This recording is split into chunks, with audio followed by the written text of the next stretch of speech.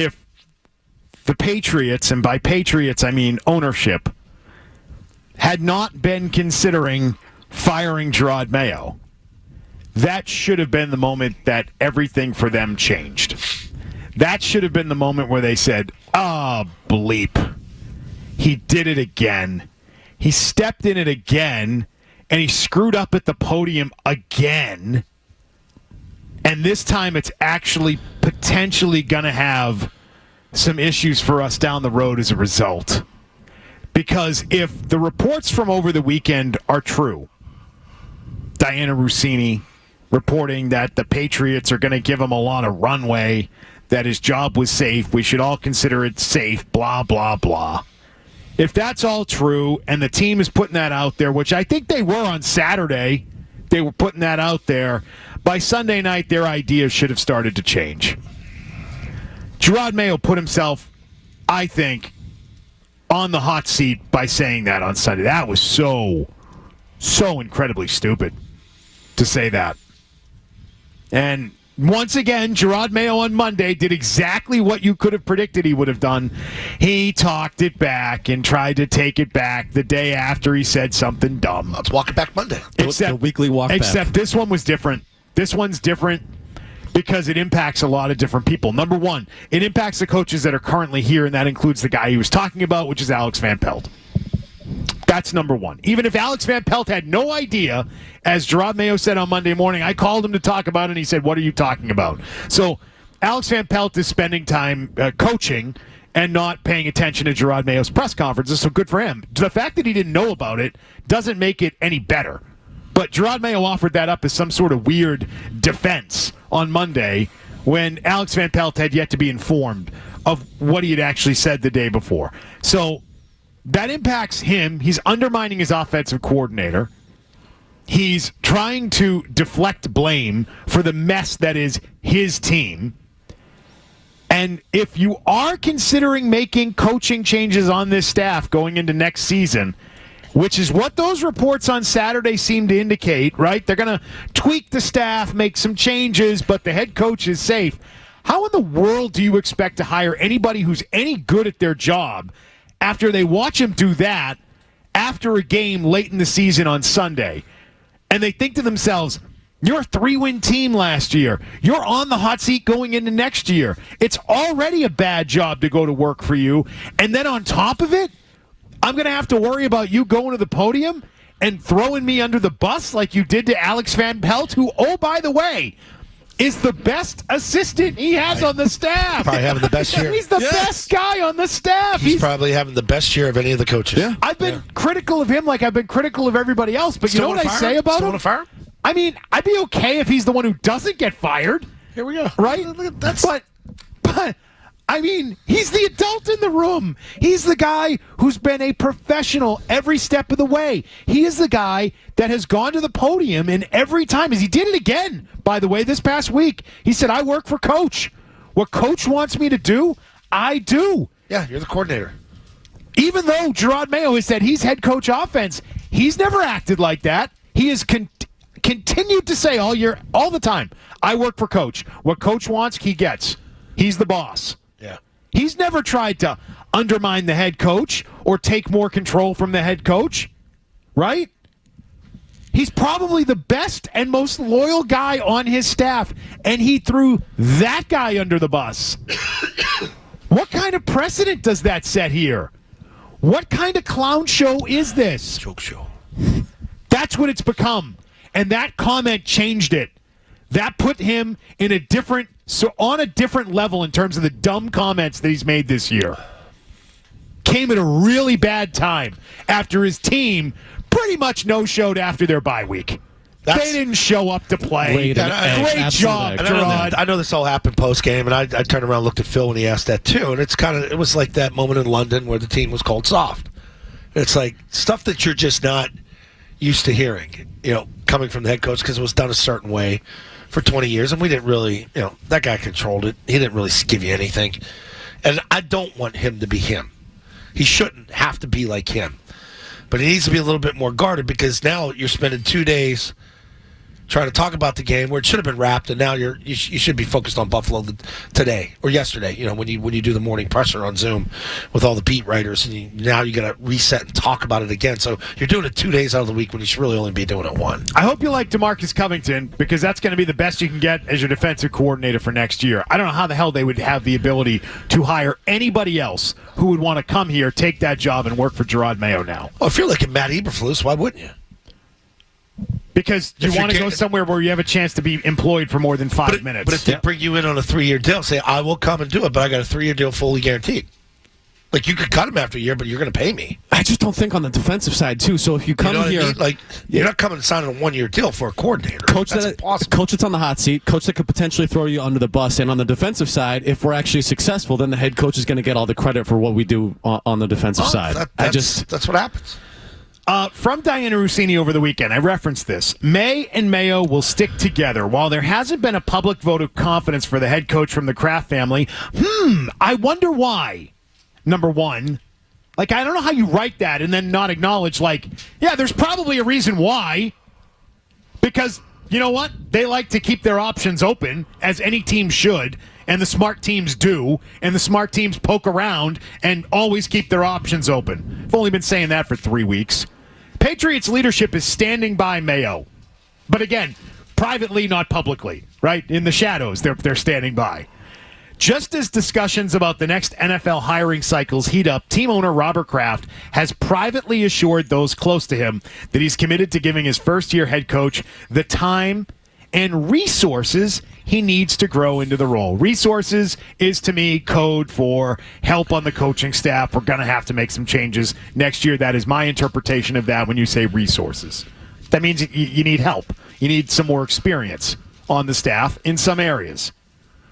So I just think, when you're now criticizing, even in a quick defensive thing, as he called it yesterday, one of the coaches on your staff, you are sinking your own ship, man. You absolutely are. And you are now giving your bosses good reasons to fire you. That's what Sunday was. That game and that performance at the podium are now the good quality reasons to fire a guy. And they now have them. And he stepped in it again at the podium. The same way he stepped in it when he talked about Drake May outplaying Jacoby Brissett, and then Jacoby Brissett became the starting quarterback. Or the time he said, we're going to burn cash, but oh, no, we're not. I didn't really mean it that way. I got ahead of myself. I'm not in charge of the cash. The time that he said, we're a soft team, but oh, we're not a soft team. I didn't mean it that way. I take it back. The time that he said, once they step over the white lines, there's nothing I can do for them. Players got to go out and play the games. I can't do much once they cross the white lines and go play the game. Walk it back Monday. The Seattle timeout. Don't forget that one, too. The Seattle timeout. All of it. All of it. What does this guy do well as a head coach? What does he do well? Someone tell me. What does he do well? Is he the great communicator? Laughable. Absolutely laughable. Can he coach a defense to the same level it was at a year ago? No. Does he have a lot of input on offense? I don't think so. What is he doing here? What is the point of this exercise? And give me one thing. I know Mike Reese came in last week with his 3 reasons. The 3 good things Jerod Mayo has done. One of them was week 1 against the Bengals. Having him ready to go. Is week 1 against the Bengals a reason to keep him for 2025? No. All the bad stuff is stuff you have to be very fearful of carrying over into next season. And you really got to ask yourself now, through 14 games, you've got enough of a sample. What the hell do you think the future looks like with this guy as your head coach? What do you think this looks like? How much better would this have to get from year 1 to year 2 to feel like year 2 could be a good year for the team? You're in different universes. What are we talking about? What gives you any hope for the future with this guy? So the team needs to suck it up. They've got to suck it up. They've got to swallow their pride. They've got to make a hard decision. He's got to go, man. He's got to go. This has gotten really Boss, bad. You're there already. I'm there. This has gotten real. No, I wouldn't do it now. I'd wait till the end of the season. Not tipping over the apple cart now for no reason. Play out the string, start over again. This has gotten to be a joke. They look like a total clown show now. I don't think they were there a week ago. But you come out of the bye against the team that you know is probably represents your last best chance to get a win this season, and you no-show on the game coming out of the bye, and then you do all that crap after the game, and you're basically criticizing the OC while you've got players in your locker room, I think, maybe starting to do the same, because that impacts your room and your players as well. The accountability Players is trickling down, yes, yeah, 100%. It is. Players see that. Players see it. So this is the time of year, though, where, at the end of last year with Bill, where you start, and, before Bill took this Carolina job, this is sort of the area where you start to contact other teams with your representation as to, are you going to garner any interest? Because you want to know what the market's going to be. Like, there's some head coaches out there floating around. They're going to get gigs this year, but you want to know what are the final 3 teams. I got to start thinking as a family. Do you think that factors in? I do. Oh, podium. He'll be fabulous. Yeah, not so much.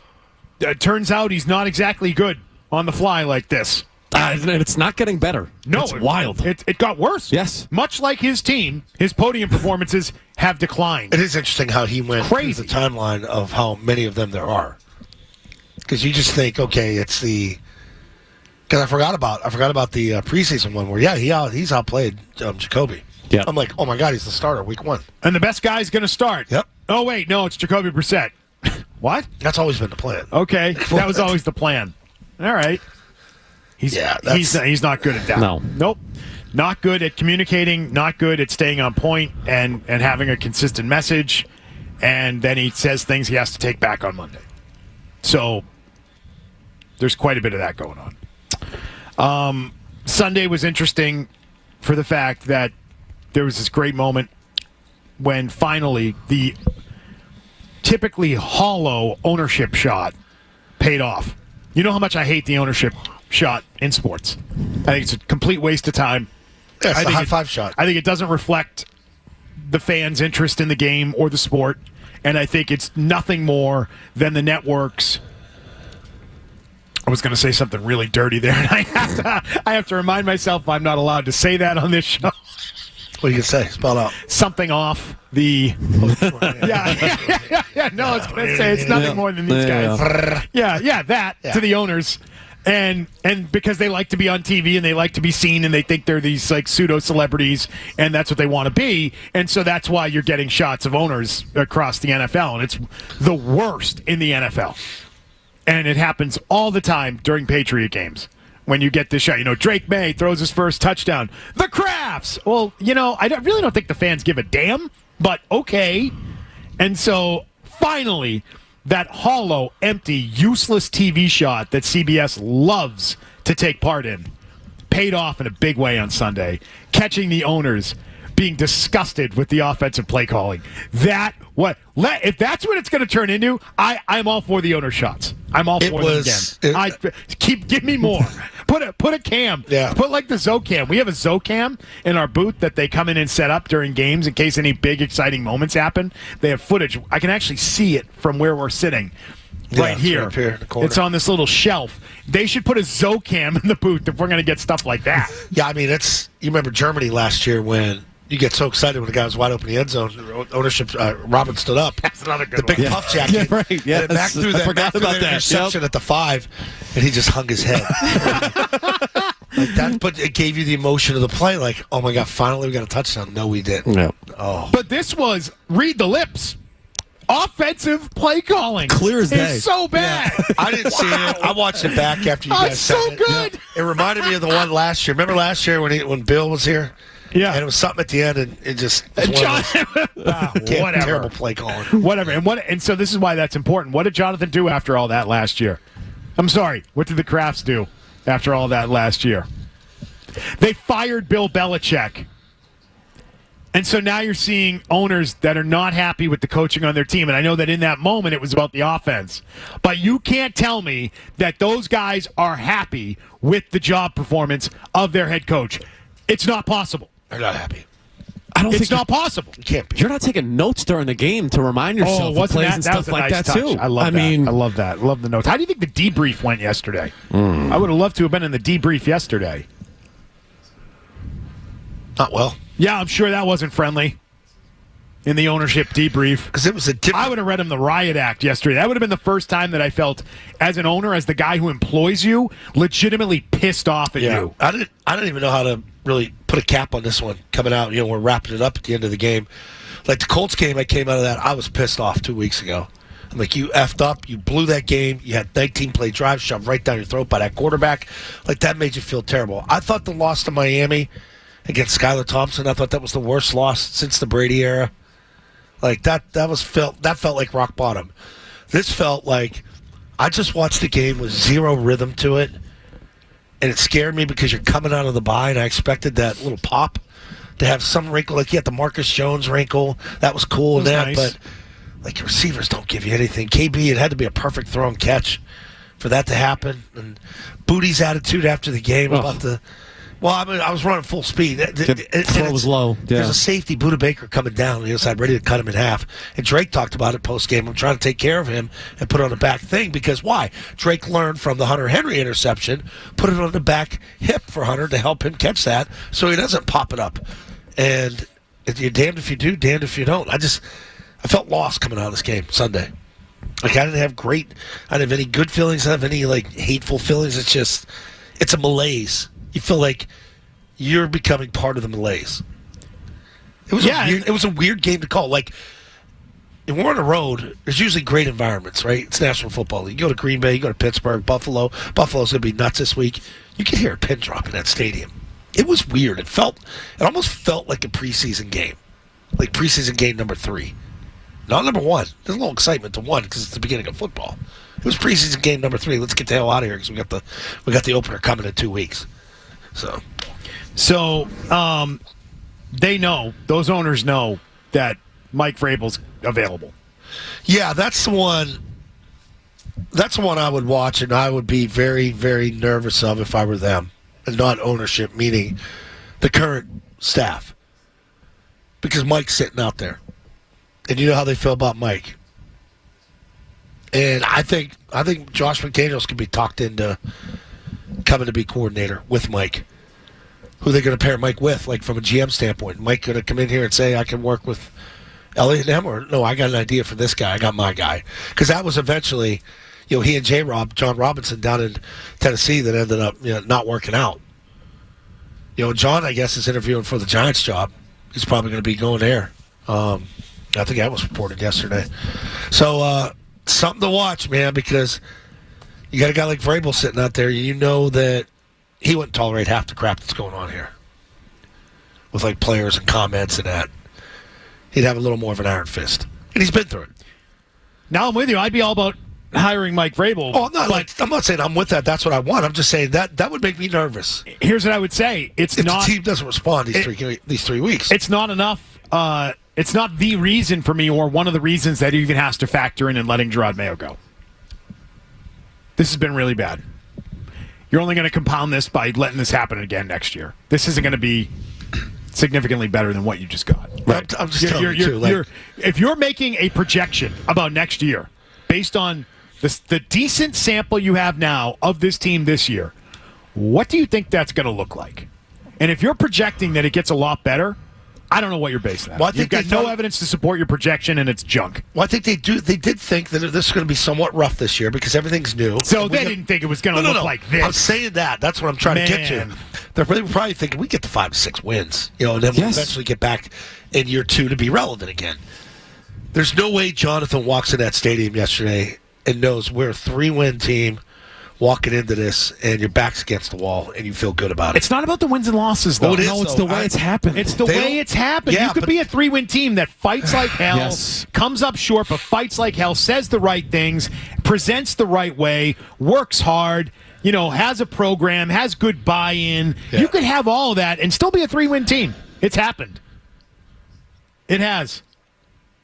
There's no way they like these results. No, the defense can't get off the field. Can't get off the field on third down. On third down. It was awful. And it's in a game where Gonzalez, I thought, played his best game of the year. He was awesome. He was great. Like other guys Yeah. couldn't step up. That sucked. Like it's like a wasted performance. That kid's living in his own world. And now, granted, corners you're on islands, but like he totally negated, just erased Marvin Harrison Jr. And you still got your ass kicked. You know what I mean? Yeah. Mac Wilson goes down, out for the game. Like they lost 2 guys first drive of the game. We took the ball to open that game, and we were down at the plus 33 in 4 freaking plays. That's moving. Then you had the holding call. And next thing you know, you missed a field goal, and all your momentum's gone. So Keyshawn Booty questioned Drake May after the game, saying that he threw the ball too low. So it's really hard when he threw the ball too low. And also questioned the offensive coordinator after the game. And if you're Jerod Mayo, how do you say to that player to fall in line and stop being a dink? How do you do that? You sit him. No. How do you have the ground to stand on I see what you're saying. to tell the player, what are you doing? How dare you come into your locker room and criticize your quarterback and your offensive coordinator when, number one, you're who you are, number one, right? What do you think? You're all of a sudden Jerry Rice? Who are you to be coming in here telling these guys what they're doing wrong, number one? Number two, how does a guy who's at the podium criticizing AVP come in and tell the player not to criticize AVP? So Keyshawn Booty says, wait, no, Coach, I agree with you. I agree with what you just said. Yeah, he was terrible. Wasn't good. The 3-11 Patriots making national headlines thanks to their head coach for all the wrong reasons. Got to clean up that mess. Got to move on. Need to move on.